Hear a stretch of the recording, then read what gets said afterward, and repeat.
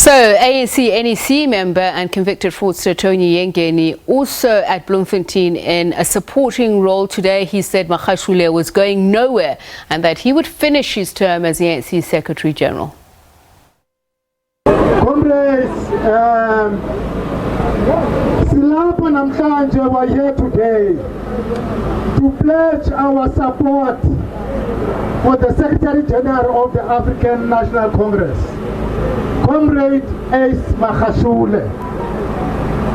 We are here in numbers. You can see all of you are here from all over the country, from all the structures of the ANC, from the branches, the regions, the provinces, and the National Executive Committee. Yesterday, part 1, the top 6 of the ANC had a press conference. In that press conference, the officials of the ANC pledged their undying support for the Secretary-General of the organization, Comrade Ace Magashule. So we're not here, comrades, as individuals. We're not here as individuals. We're not here as just friends and comrade of Ace Magashule. We're not here as a faction. We're here representing the African National Congress. That is why you are here wearing the colors of the ANC. Black, green, and gold. And we make no apologies for coming here to support the Secretary-General. We make no apologies for wearing the colors of the ANC. Black, green, and gold. We took up arms for these colors. We went to prison for these colors. We went to exile for these colors. We were tortured for these colors. Some men of Congress died for these colors. We made no apologies for supporting the SG in ANC colors. Comrades, the SG, the media tells us that he is guilty until he proves himself innocent. What is that? What is that? Because the Constitution is clear. The Constitution is clear. The statement of the top 6 of the ANC is clear. Now the SG is innocent until proven guilty by a court of law. And because the SG is innocent, the SG is going nowhere.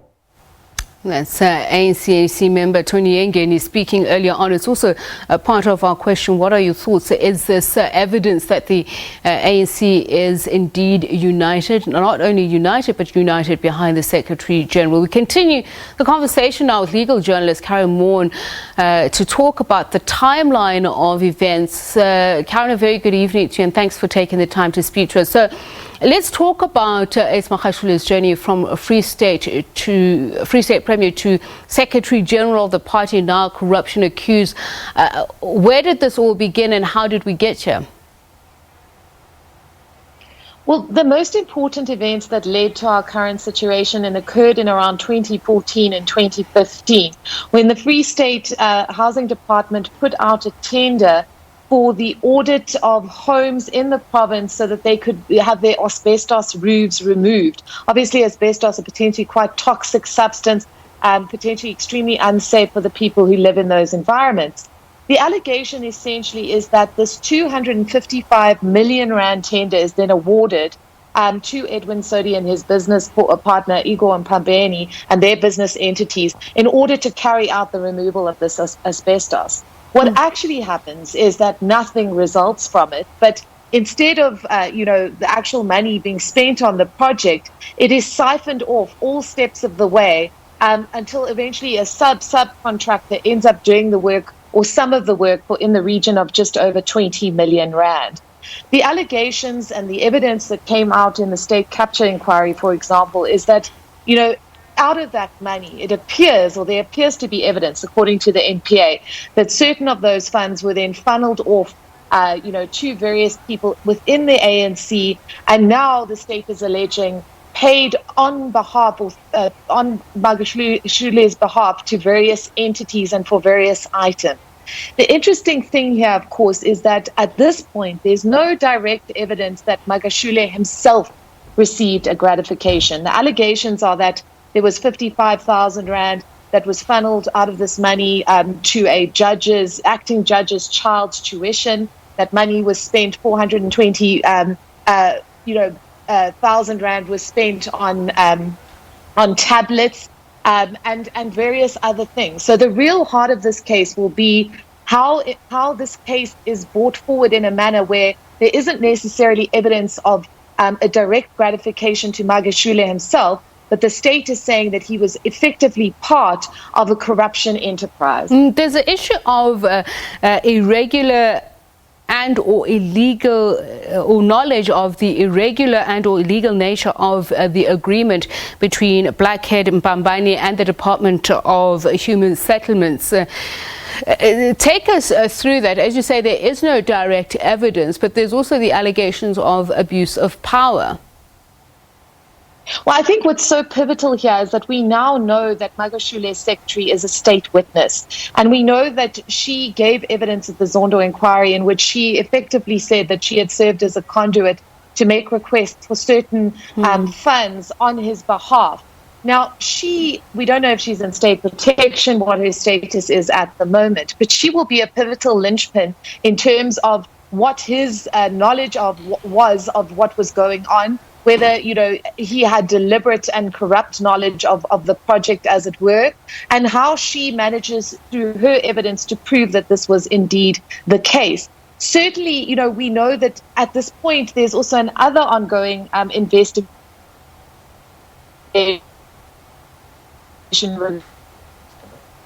regarding Karyn, dairy. I want to see if we still have you on the line. The reception keeps breaking a bit, but I'm thinking you're alluding to the fact that the allegations that have been made against Ace Magashule actually revolves around multiple cases, the Estina Dairy Farm being one. What does this really speak to? Does this go to the issue of the kickback culture allegedly within the ANC? Well, we have heard evidence in other cases in relation to the Passenger Rail Agency of South Africa. There was evidence led in those cases that alleged kickbacks, I think in the region of about 14 million rand. ANC members as a mechanism to secure tenders within government. So this is a common thread. But what makes it interesting is if that is indeed the culture within that party, there's going to be a potential dimension of other ANC members now facing charges in relation to the asbestos case, and also the party itself in this trial being put on trial itself.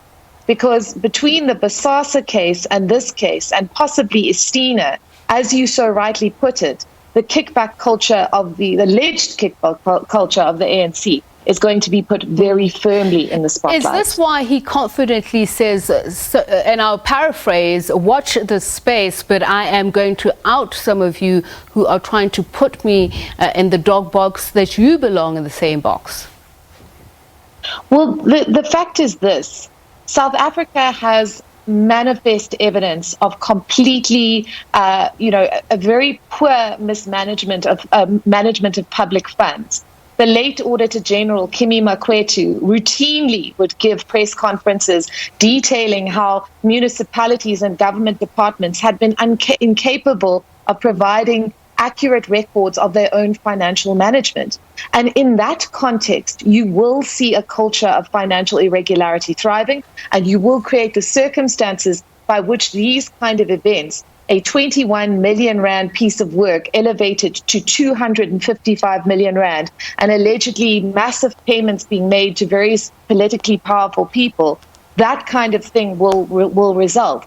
And, ultimately, this will be the tip of the iceberg. Thank you so much for your time, Karyn. Legal journalist Karyn Maughan. Of course, we'll continue talking about this in the next hour. We'll certainly be talking about the latest crime statistics, but also another development, the dismissal of the Deputy National